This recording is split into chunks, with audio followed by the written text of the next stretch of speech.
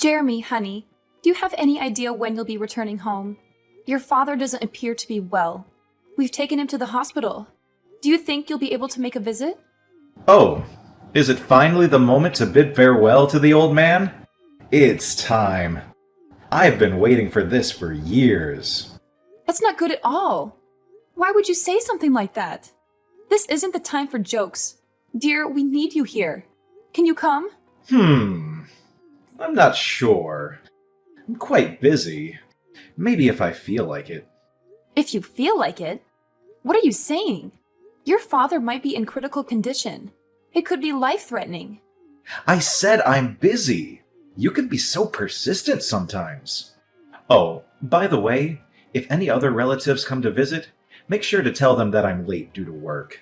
I can't have you telling stories and ruining my reputation. Make sure they still think I'm a great guy. All right, I will. But honey, I'm certain your dad would be delighted to see you. Your visit might be just what he needs to recover. We'll be waiting. Please come as soon as you can. Yeah, whatever.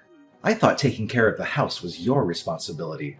And now you're bothering me with all these things I really don't care about. You should really do better. Aren't you supposed to be my wife? All right, I'll try my best. But please promise me you'll come and visit when you have the time. Are you at home? Yes, I am. Is something the matter? I thought you had taken the day off from work. It's clear you've been extremely busy with your job lately. You left in the middle of a funeral without even saying goodbye. I should probably let you know that I've quit my job. What? Why would you do such a thing? Haven't you heard? Dad left behind a substantial fortune. I didn't know about it until now, so there's no chance you knew. There's almost $5 million in his bank account. Really? But I still don't understand why you would quit your job just like that. It doesn't make sense. Can't you see it? A poor girl like you won't ever understand. You can be so ignorant sometimes. Jeremy, I may not have inherited a fortune, but that doesn't mean I can't comprehend your decision. Money isn't the sole measure of happiness or success in life. You don't get it, Kayla. This is a game changer. With this money, I can finally live the life I've always dreamed of. No more long hours at the office, no more stress, and no more compromises. I can travel the world, start my own business, and truly enjoy the fruits of my labor. And Kayla, use your brain for once. Who needs to work when they have $5 million? I understand that having financial security can provide opportunities, but I worry that you're dismissing the value of hard work and personal fulfillment. Remember, our father worked tirelessly to build his wealth, and he also valued the importance of family and relationships. Money can bring temporary happiness, but it's the meaningful connections and personal growth that bring lasting fulfillment. You're so idealistic, Kayla. I've spent years struggling to make ends meet, constantly worrying about bills and debts. This fortune is my ticket to freedom and a life without limitations. I deserve to finally enjoy the luxuries I've always desired. I don't see where this is going. I just want you to consider the potential consequences of abandoning everything you've worked for. Success is more than just financial wealth. It's about finding purpose, making a positive impact, and maintaining healthy relationships. While money can open doors, it can't guarantee genuine happiness or fulfillment. Well, I do. I suppose I'm different from ignorant people like you who have nothing. You're pitiful. You just can't comprehend the mindset of a millionaire like me. That's why I detested living with you. Fortunately, we can finally put an end to it. Sorry, I'm not quite following. What do you mean by put an end to it? You can leave now. Get out of the house. Leave the house? Does that mean... Wow, you can actually understand something.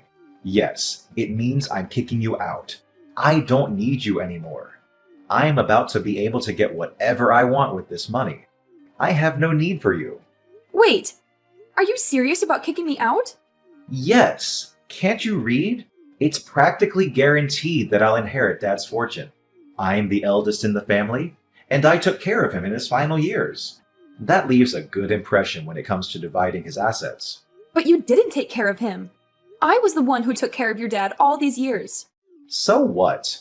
You're not his actual family, just my wife. If you took care of my dad, then good. It means I trained you well.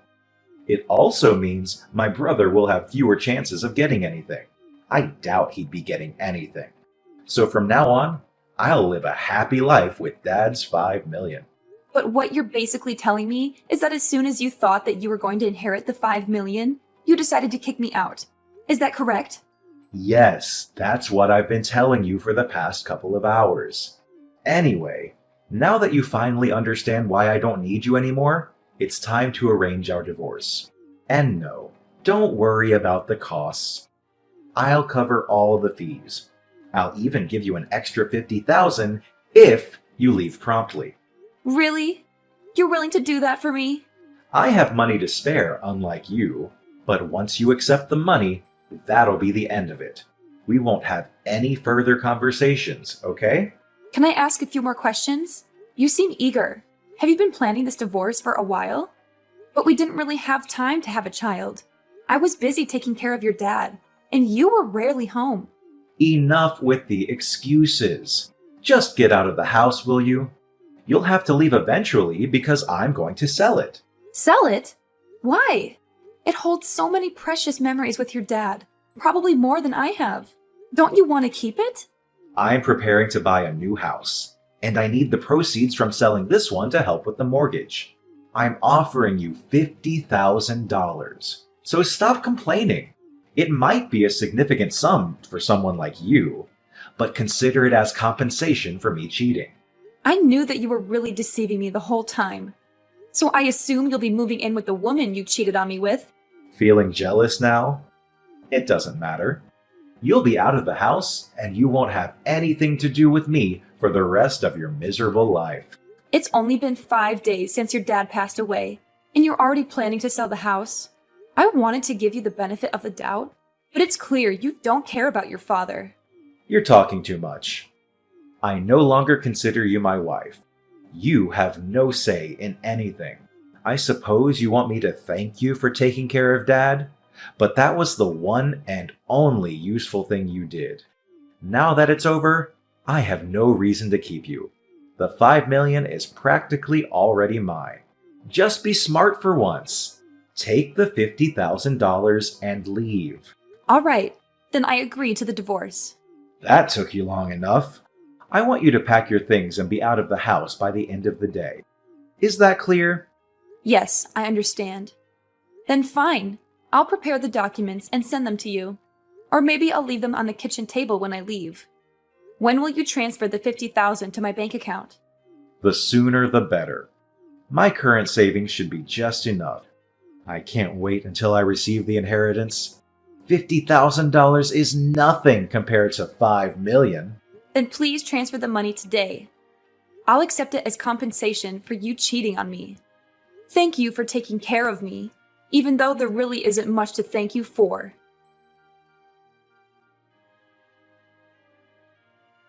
What on earth is happening, Kayla? What? I thought we agreed to not contact each other after the divorce. I still haven't received my inheritance. Have you heard anything from the attorneys? You better not hide anything from me. So that's the reason you reached out to me? I don't think you'll be getting anything, Jeremy. What does that mean exactly? I don't think you'll receive a single penny. I don't understand. Where is my 5 million? I've been waiting for it. Frankly, I can't fathom how you believed you were entitled to anything. I'm the eldest in the family now that Dad is gone. I should be the one inheriting his entire fortune. Dad left a will. Did you know? Obviously not. Otherwise, I wouldn't be asking you what's going on. After the funeral, a court-appointed executor paid his respects. Apparently, he was named by your dad before he passed, and he was responsible for carrying out his wishes. We scheduled a meeting to discuss the contents of the will. Don't fret, it's all been settled. Why was I kept in the dark about this? Well, you barely attended the funeral. You left early, remember? We assumed there wouldn't be much of an issue without you, so we didn't bother informing you. What the hell? According to the will, your dad decided to bestow his entire fortune upon me. It was very kind of him. I don't have time for this nonsense. Just tell me the truth. If you don't believe me, then why don't you ask your brother?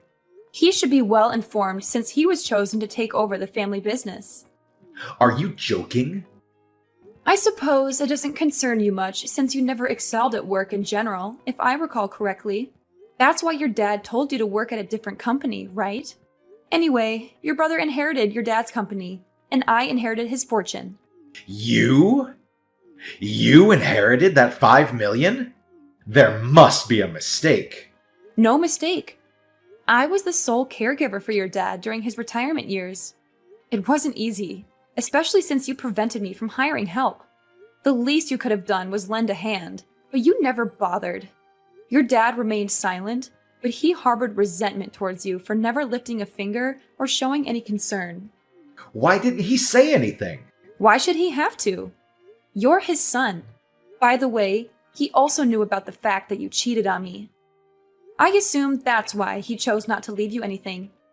The lawyer mentioned a fortune of 5 million, didn't he? Yes, that's correct. However, none of that money is coming your way. I'm just guessing here, but I'm pretty sure the lawyer never mentioned anything about you being the beneficiary. Our divorce is finalized, and we have no reason to stay connected. I have no intention of associating with you anymore. Don't you dare talk to me like that, you pathetic woman! Why do you get to keep all the money? You're not even related to my dad. You hardly knew him. I should be the one receiving the 5 million, not you. If I barely knew him, why would I have taken care of him all these years? I wouldn't have done something like that if I didn't know him, right? The reality is, I knew him much better than you did, especially in his final years. It's time for you to face the facts. You're a horrible person, and this is the consequence of your actions. Fine. Whatever.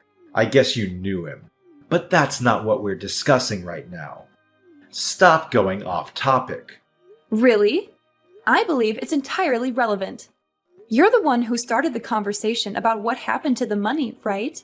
I'm just trying to be considerate and explain how your father, out of his kindness, decided to leave me his fortune. And I'm explaining why you won't receive a share from such a kind-hearted man. I don't see why you're having trouble understanding. He's still my father, though. Oh, now you suddenly care about him. I distinctly remember you didn't bother showing up when I called you from the hospital. The only thing you did was attend the funeral.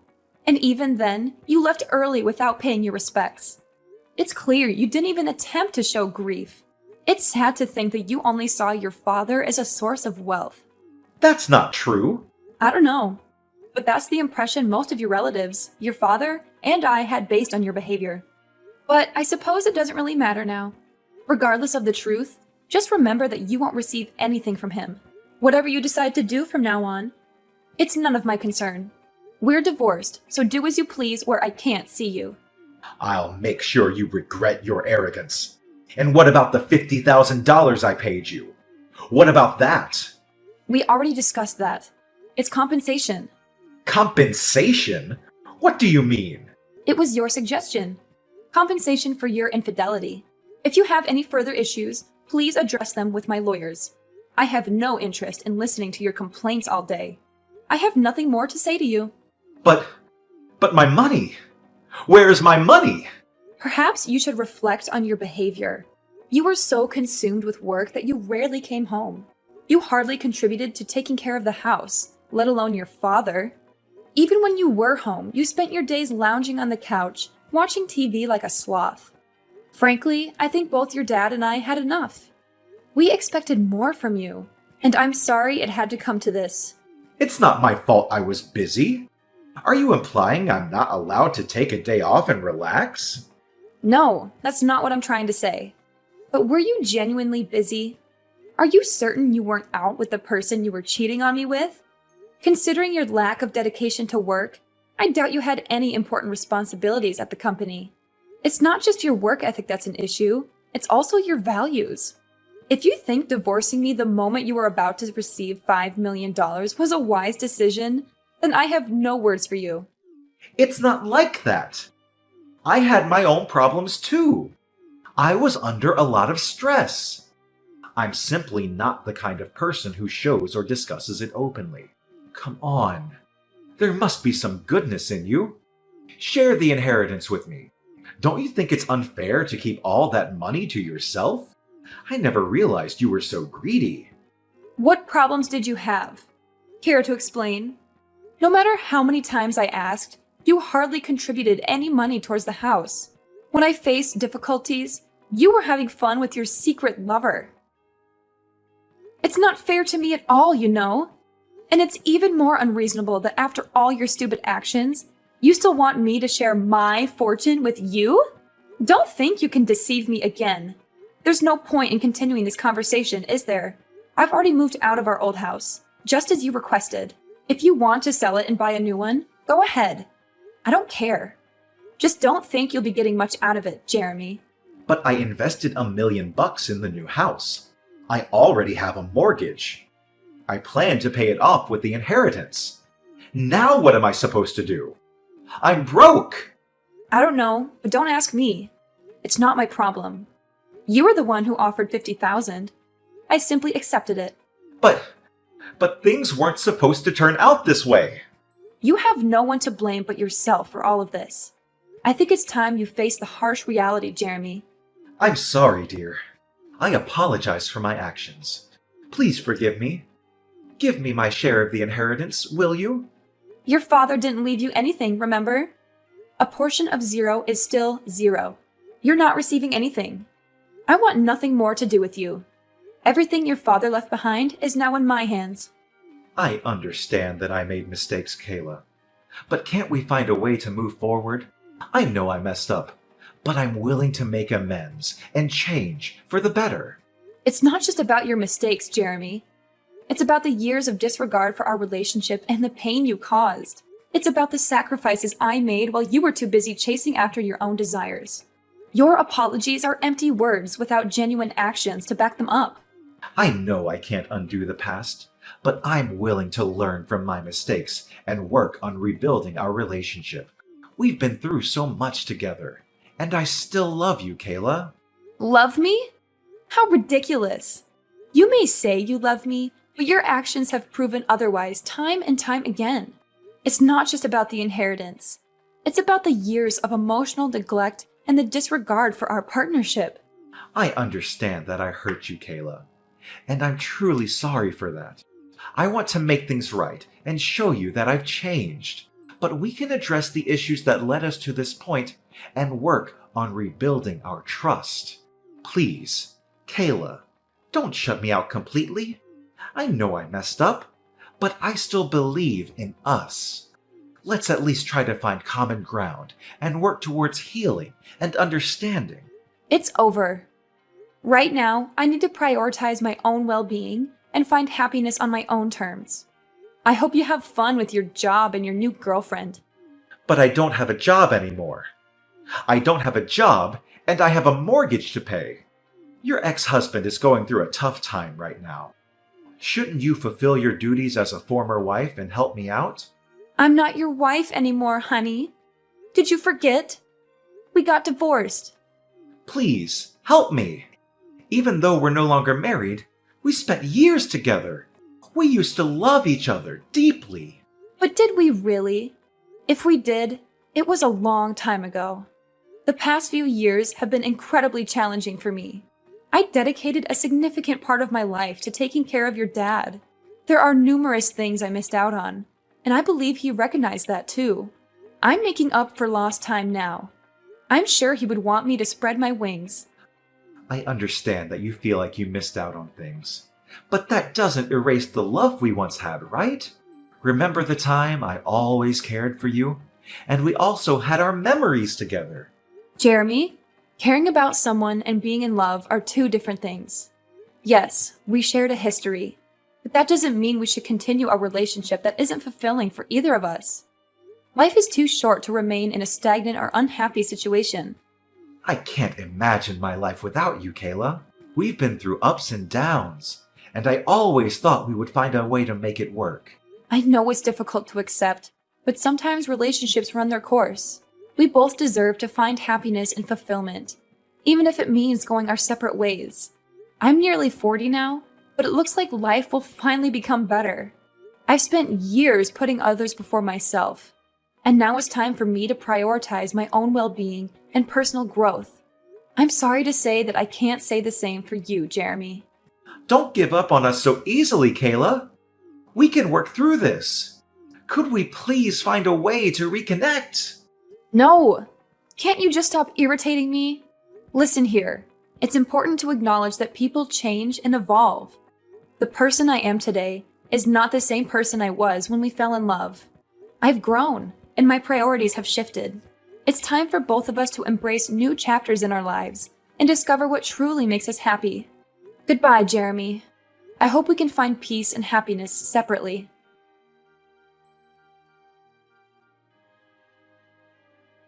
After what happened between Jeremy and me, I made the decision to block him, ensuring that I wouldn't receive any messages or calls from him. It was a necessary step to protect myself from any further emotional turmoil. Interestingly, I recently heard from a close friend that Jeremy had been persistently seeking lawyers in an attempt to contest his exclusion from the inheritance. However, all of his efforts were in vain, as every legal professional he approached confirmed that he would not be entitled to any portion of the estate. It was at that moment, when faced with the unanimous verdict of legal experts, that Jeremy finally came to the stark realization that there was nothing more he could do to alter the situation. The consequences of his actions had caught up with him, leaving him not only emotionally shattered, but also financially devastated. Deep in debt and with his bank account drained, he had no choice but to accept the harsh reality before him. To make matters worse, as soon as his girlfriend discovered that Jeremy would not be receiving any inheritance, she promptly abandoned him, leaving him to face the consequences alone. Their plans for a new house, which were built on the expectation of financial security, crumbled away, leaving Jeremy in a state of despair and uncertainty.